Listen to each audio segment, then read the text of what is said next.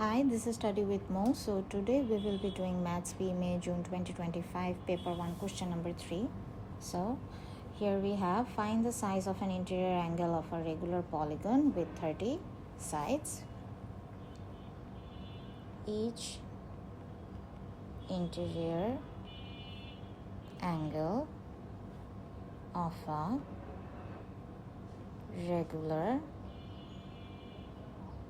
polygon is equals to n minus 2 multiply 180 degree divided by n. So n minus 2 multiply 180 degree, this actually represents sum of the interior angles of a regular polygon, and if we divide it with the number of sides, n is 30, we will have each interior angle.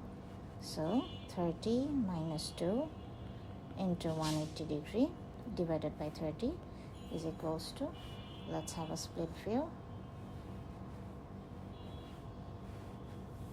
So we have 30 minus 2 is 28 into 180, which is 5040, and divided by 30. So 50 divided by 30, anyway it's the same thing, 168 degree.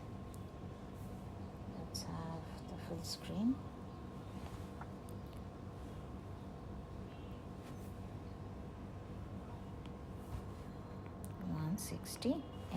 So this is the answer for question number